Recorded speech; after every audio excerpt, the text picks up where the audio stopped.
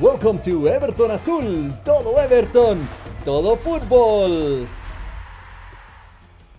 Hey, what's going on, guys? How are you? We're gonna be talking toffee with our guest today, who happens to be a blue fan as well. Only he chose the wrong kind of blue because he's a Chelsea fan. His name is Anthony. How are you, Anthony? I'm just kidding with you. How are you, Anthony? Hey, it's good. Glad to be on Talking Toffee, and congratulations to all the Talking Toffee community on your current winning streak and basically being a single team demolition crew on the Liverpool and their Liverpool faithful. Finally, huh? You guys are really a team that's pulling it together in a very tight top 6, top 8 race right now for, I would say, second through fourth are completely up for grabs. And, between Everton and a coach and a team that Everton are familiar with, probably West Ham. I mean, David Moyes was a coach there for many years and has assembled a squad quite similar to, a usual top 6 Everton team. And it's great to see them with Carlo Ancelotti right now, who's, players coach, legend, one of the few players to only win as a player and a coach. And he has brought stability to the Everton team that's, historically been very streaky. They're either really, 10 on the bounce or they can't find their footing. So I'm looking forward to this game this weekend. I think it's going to be a very tactical battle as our new coach, Thomas Tuchel, who's come in and really taken a difficult job as far as the coaching is concerned. I mean, he's Premier League coach, PSG, Dortmund. His pedigree is right up there with the best, and he has brought stability and also a vision and a game plan, which I think was lacking with our squad throughout most of the entire season. And it's not a knock on Frank Lampard, because Chelsea fans and faithful, we think he is a tremendous, player, coach. He was attempting to instill a vision, which we've, as a team in front office, have been attempting to instill, this dream Barcelona-esque sort of squad, which Chelsea really typically has never been. We've been a 1-0 sort of team, a 2-0 sort of team that has grinded out games, been very stout defensively, have been, anybody was casual viewer watched the Liverpool game, you saw basically Chelsea game management and game skill at its most notorious. I mean, that was sort of what this team has done over the past 15, 20 years, where they've just, you're not getting any goals. We kept 8 out of 10 clean sheets, and I think we'd have 9 if it wasn't for Rudiger with that with that horror show of a back pass to Mendy that just sort of dribbled in there. But with Tuchel, you kind of see what you get. He's very upfront. He's very direct. He has a plan. When you hear him talk, he's very charismatic. So as a fan base, it's exciting to see that he has also brought some players out of the I would say the refuse bin. If you look at like Aspilicueta, you look at Alonso, a lot of these guys were headed out the door potentially last January. And, we reverted back to a back 3 with, wing backs. And that's sort of really what we had success with as a squad when Conte was a coach about 3 or 4 seasons ago. When we just basically steamrolled through the season. I think we won 29, 30 matches that year. Yes. So unbelievable. So Tuchel's going to bring that to the Chelsea squad. You see him out there. He's very vocal. He's not afraid to get in players' faces. He's in Jorginho's face at halftime, giving him instruction. He benched Cho at halftime in a game a couple weeks ago. This is someone who has given the club, the players direction, because I think what was happening after the tremendous start we had was they just started, everybody was sort of over, not having any idea what they were doing. It's sort of like a Zidane-esque, let's roll out the ball and let the boys play. We talked about that over the years, like that mentality versus, a tactician like Ancelotti and like Tuchel, which I loved seeing. Ancelotti, I mean, there's a coach over since Abramovich's reign that has gotten a raw deal. It was definitely Ancelotti. Domestic double, I mean, I 2011 only. It's incredible, Anthony. You remind me of the last game that Ancelotti managed for Chelsea in 2011. That of course it's a win for Everton. It was a victory by Everton, and only 2 hours later he gets canned. And of course we're so happy to have such a wonderful coach. To this day, we're unable to even understand how this happened. Why he would come to a team like Everton? It's something that I wonder if he has anything to do with maybe managing another blue and maybe taking it to Chelsea, which I feel could be his revenge. I suppose. I don't know. I wonder. Well, I mean, getting the sack at halftime at Goodison Park is definitely no way to end a relationship.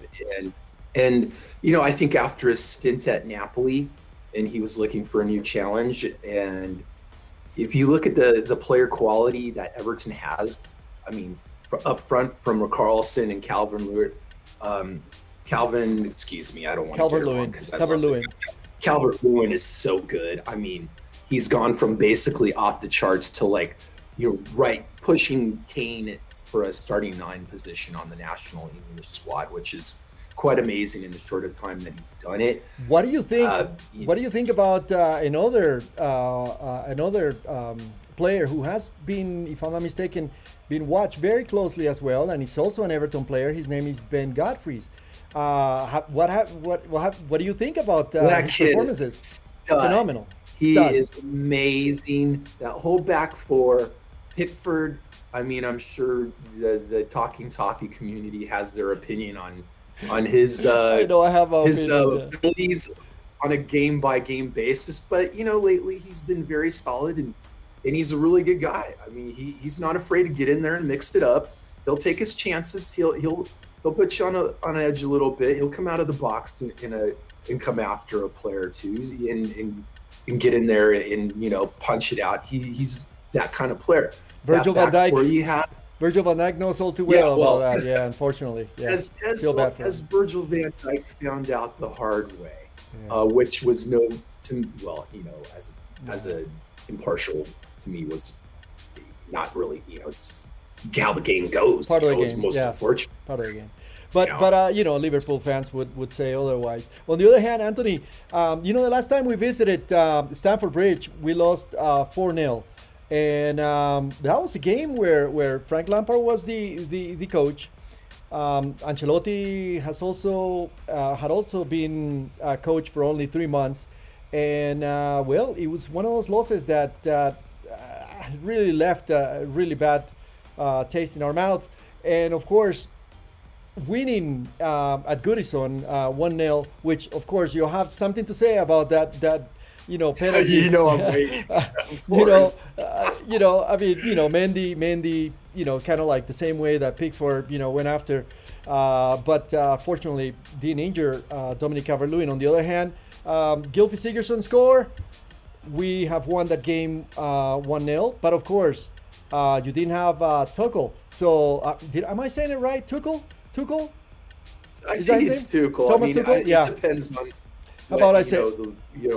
Commentating, you get these, Tuchel. I think pretty much Tuchel. But let's talk about Goodison.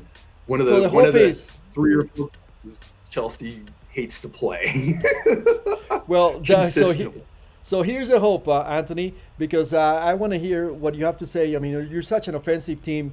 Once again, I feel Everton is going to be defensive. We're going to have that back four. I'm not even sure. Mason Holgate may not even be available. There's a possibility that Seamus Coleman may come back.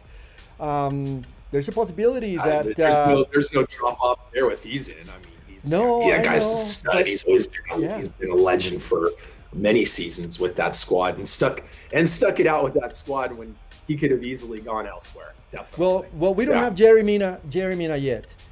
He's still out. Okay. So it's gonna be one of those.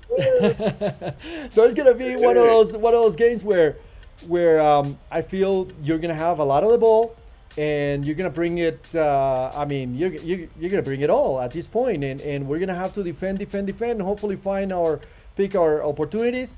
And I am crossing my fingers that James Rodriguez is available so that we can at least have some creativity. Otherwise, Gylfi Sigurdsson, which is doing quite well, may be the only person available to create some of that, since Alex Iowi couldn't really get it done last time. But what do you think about that sort of that scheme that we might be playing against you guys? That defensive that we have shown we can accomplish. Is that something that you'll opt for? 4-4-2 that you've been playing lately. I think we're going to come out with some sort of 3-5-2, 3-4-3. With Tuchel, things are very fluid.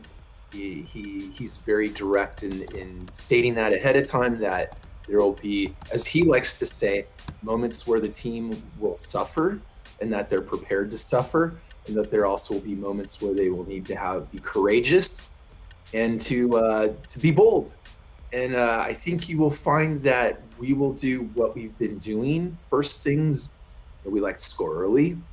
In the first half, 1 goal, 2 goals, and then lock things down defensively, whether it's Conte, Jorginho, whether it's going to be Conte and Kovacic, all serviceable, all very, or even Conte may get a rest, because I know Tuchel's very concerned about his fitness, especially with the second leg of the Atletico game coming up, where he is going to be probably, like a Bruno Fernandes, super key, can't live without him, will dictate a lot of, recoveries. And, the thing we've been doing a lot that we haven't been before was recovering a lot in the other team's end, as opposed to letting him march all the way down the field and then just, having a free-for-all at our end, and goals just start leaking in.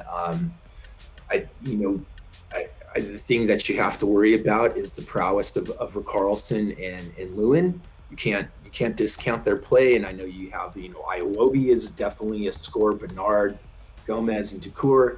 They're a very serviceable midfield, and they will battle in the midfield. And I think Doucouré has played almost every game, and I fear that he's getting to a point where his passing isn't quite as accurate. He of course, that the way that he runs, the way that he goes after the ball, I mean, that's what makes him so special. Yet when he has hold of the ball, then he makes mistakes as he's passing, and I fear that those tired legs are, might need a little bit of rest on this specific game, and that's why I choose Tom Davies to start. And listen, that's one player that you probably have something to say. Tom Davies, it's un canterano from Everton, who's always been there, and what a player he's become under Carlo Ancelotti. What have you seen from him?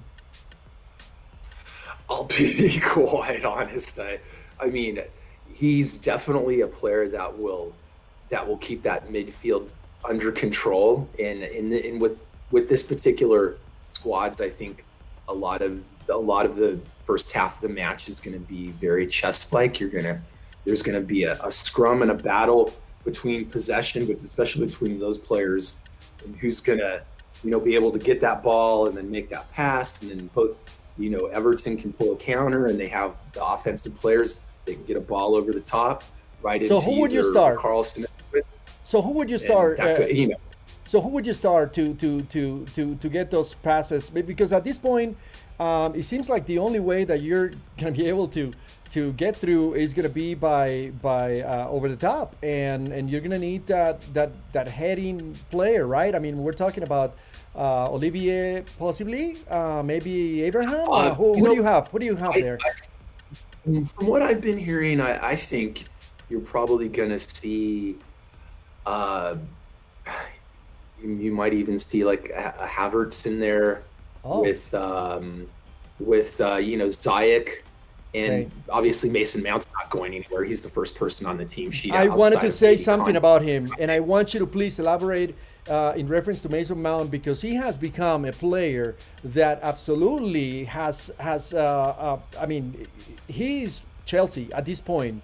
What a player! What an incredible player! I have to be honest with you. You locked out with that player. He's phenomenal, don't you think? And what do you think about him in his performance? It's nice to have a homegrown. It's nice to have a homegrown story, because I know we've always been pretty, classically categorized as a buying and selling, buying player sort of squad over the course of maybe since the early 2000s, since the Abramovich era for sure. Ken Bates and all that. You can take another, tack with that. But here, if you saw any of the Liverpool game, you're going to see a lot more of that. I mean, Conte, where he had the assist for the goal to Mount. He's finally. Don't get me wrong. I love Mount, and there's some moments where I feel like he's trying to do a little too much, where he doesn't know if he's going to be a 9 or a 10 or a 6. Or an 8. I mean, he's kind of like trying to do, versatile. And there's been times where he was kind of the guy, and he was the guy in that match too, where he's coming up with all these miraculous things, just like his mentor, Frank Lampard. I mean, he would do the same thing, get the ball inside of the box. When you saw him get it, I'm like, dude, just go forward, shoot in the corner, boom, right in there, worm burner. Woo! Yeah. After that, I think, you saw a lot of, a player that a lot of people may not know, or that's not been getting his due lately, is Anders Christensen. And, he's another academy kid who went and did his time at Gladbach in Germany, came back here, had some success under Conte, and sort of took the same, direction that Alonso and a bunch of other players did by riding the bench for most of the year. And he came in, during the Tottenham game after, gosh, I can't believe I can't remember his name. But anyway, he's, I'm talking about. I kill myself for not being able to remember that as a soccer fan. But so he came in a very difficult situation, and he has been nothing short of fantastic, and looks like another. He looks like he was abducted by aliens and brought back as a soccer player. And if you can hold your as a Chelsea fan, you hold your breath sometimes when he's doing his thing, but he has been a very commanding out there. Azpilicueta is always going to be solid. He has been probably the linchpin of this team. Under Tuchel. Under everybody since he's arrived from Marseille and back in 2013. I mean, he is a complete player. You can see his chest. He's running lung busting moves, and doing a lot of things. I think, if you want to look at where the differences are going to be made, we're going to be looking to, like you said before, keep possession and keep the ball away, and probably, probe a little bit, see what the defense is going to give us. Because I mean, you have a back 5-6 that are no joke. I mean, you guys have been keeping clean sheets too, and playing a very fun, I mean, not necessarily fun, but very solid, everybody needs 3 points right now. The time to talk about working players in and doing creative things. That's going to happen next season for both of our squads. We sort of have had our challenges over the season where we've had moments of just like, oh, this is great. These teams are playing the way we want them to. And then 6 weeks later, you're banging your head on the, against the wall going, who are these guys? And what are they, what are they? And it's not necessarily, chemistry or anything like that. Cause these guys can play. December was really tough for a lot of teams in the EPL. We got a lot of games coming in. You don't get breaks like other leagues do. So You guys, the especially. run in, Wow. the run in for Everton, for Chelsea, outside of this match is just going to be, it's going to be fun, and it's Right. you guys have a really interesting run in because you're going to play Tottenham, you got to play, I think you play Arsenal still, you got to play City, you got a lot of teams that are either in a relegation scrap or in still trying to jump into that top four mix, because there's nothing set in stone right now. I mean, Right. Man U plays City this week, and you can guarantee City is going to school them, so that keeps them at 51. We win, we're at 50. If you guys win, you're 51. You're in second place. So I mean, it's a big battle. And like right you, now. and like you, I think we are also a game behind, right? You're at 26 games as well as we are. I didn't mention that you guys Yeah. have a game on us. So I Yeah. mean, you and West Ham and Everton both have a game in hand, which puts a lot of pressure on our squad to get a result on Monday. It's a Monday game too, so that could be very interesting. As far as the history of our teams playing each other at each other's parks, we tend to have our way at Stamford Bridge with you guys, and then when we go to Goodison Park, if we can get a draw, I'm taking it every day. Usually, I mean, you can go back to when Landon Donovan freaking drop kicked Ashley Cole in the ankle and broke his ankle. I mean, I was like, there's been really good games in our squads and Battles for sure. Go ahead, sir. No, I wanted to ask you, Anthony, because we're going long, and I want to make sure that we have some time to speak about this, because most of our Talking Toffee fans are also from Colombia, and of course we want to speak about the one player who has created a whole sensation once again at Everton, and there were plenty of rumors at the time that James Rodriguez was going to go to Chelsea. Imagine what that would have been like. Of course, Ancelotti. Of course, Ancelotti had everything to do with eventually, having James come down to Everton. But what are your thoughts on James Rodriguez's season so far? What have you seen? What have you heard? Well, I mean, he's gone from, the darling of the 2010 World Cup to basically, with his spell with Real Madrid, being the man in iron mask. I mean, like I said before, him and Bale just like $200 million is sitting there on the bench, not doing any good. And his thing.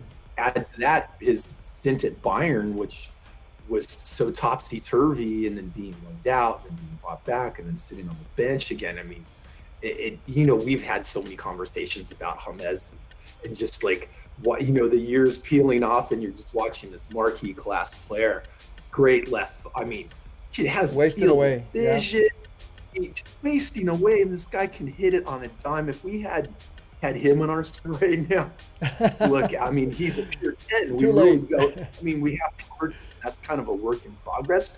But with someone like James, he's a totally complete player. You can look at the Colombian team now. You got a lot of new kids that are coming in there that are really building a solid and momentous squad. We always, tooting the horn of the Colombian national team. Luis Muriel, who's scoring, amazing goals at with Atalanta. That's incredible. Yeah.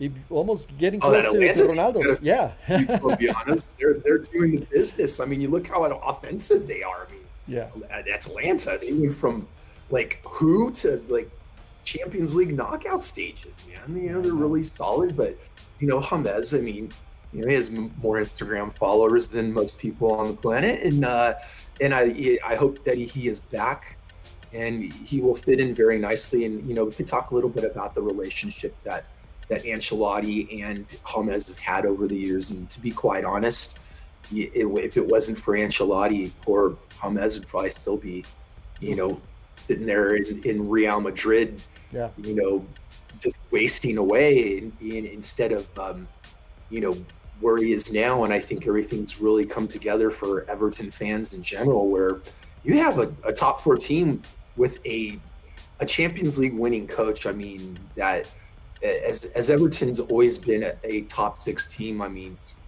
pure and forever. I mean, they've just always been competitive. So Anthony, at the beginning of the year, I remember, speaking about this and how when they were winning, I spoke to you about how. What do you think? What do you think? This is incredible. I can't believe they're winning. I can't believe that they're they look so good. And then you kind of reminded me, hey man, you know what it's been like. This is not gonna last. And then you put me back down to earth. Of course, things are getting better now. They're recovering. They're definitely playing a lot more football, and the injuries aren't always a problem at this point. So, what is your prediction for this game? I mean, after everything that these two teams have been through, what is your prediction for Monday? Well, first thing, let me let the Talking Toffee fan base know this is going to be a very biased prediction. So, of course, I see it being, quite honestly, probably a 1-0 game like it was last time. There's going to be a lot of midfield battling. There's going to be opportunities, and both defenses, I think, will be prepared for those opportunities.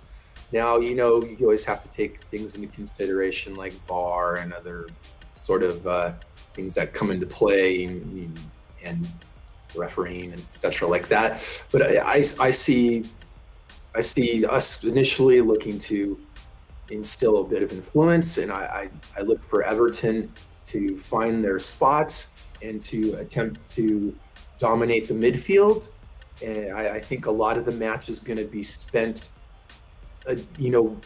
looking to put players in places, looking to, from Chelsea's perspective, to draw those back four out a little bit, maybe bring them in. Maybe we might sacrifice a bit of possession just to get you guys,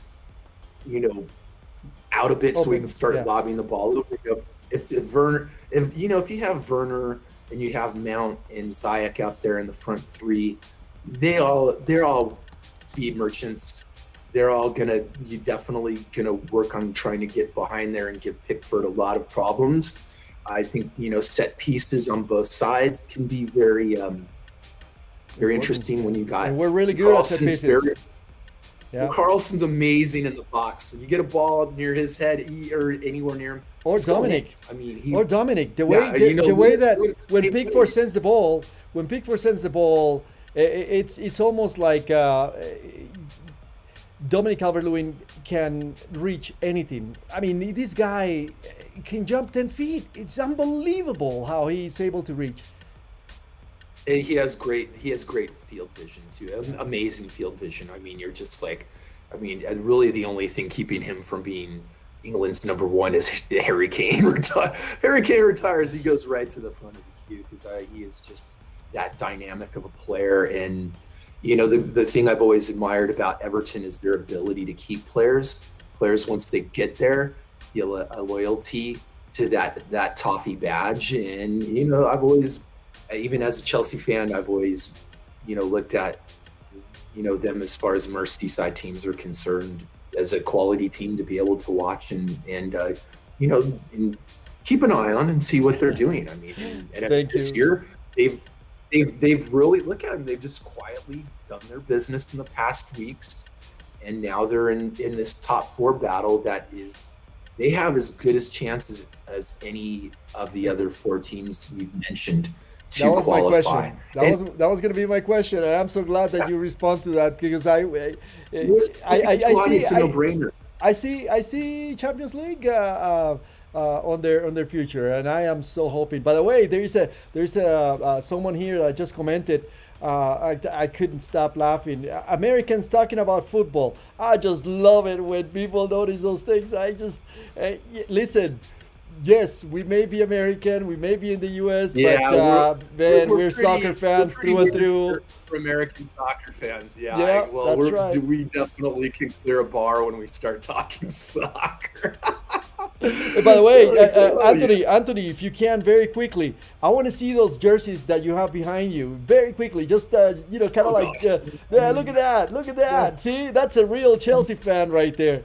That's a real Well, I Chelsea mean, I had fan. like I love it. 24 hours the whole wall, but I didn't want the whole talking toffee community to feel this was No, like one big Chelsea promotion because I no, no. think Listen, overall, I appreciate Chelsea fans, and I appreciate you, especially to Anthony, because when you and I start talking, forget about it. Nobody, no one can stop us. We can talk about we the can turn this into a U.S. 3-hour show football. quite We can talk about the U.S. national team. I mean, I just enjoy talking to you so well, much, Anthony.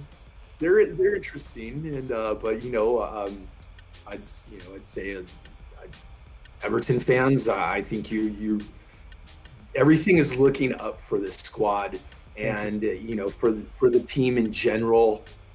As always, I still love next season having to go to Goodson Park. Oh, I mean, we didn't even have the fan. Oh no, that was the only time the That's fans were right. there this year. Yes, And and we got it yeah, worse.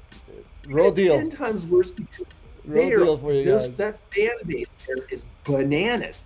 They are so loud, constantly on their never. They will never stop chanting. They will never stop giving up, and they will have They will have the teams back until that final whistle, which is very commendable as far as fan bases are concerned. So yeah, I forgot about that. They are just letting us have it the whole game, especially after early in the match when you guys went up, and it was just Yeah, we had no answers. We were just looking flat. Nearly, yeah. they got a second one on us. Well, It's listen, but Anthony, I hope that it repeats itself. But anyways, well, Anthony, we gotta leave it out there. We gotta leave it there because we can talk for an hour, man. And I have to be honest with you. I I don't. I just can't wait until the game happens. So I'm looking forward to it Monday. Please make sure that you can visit us and be part of the watch along. We're gonna be. I'm gonna be here. We're I gonna be doing it bilingual. I think I'm off Monday. I might join in on the watch along as Awesome. Can't wait to have you, get it. brother. Yeah, well, we've been talking about doing this for so long, and obviously it's with the pandemic and everything, and just this definitely went a lot smoother than I thought on my side with the blabbermouth of my way No, through brother. this. Thank you so much. I appreciate it. Well, you guys, to all of you, I of course, I thank you so much for being part of Everton Azul.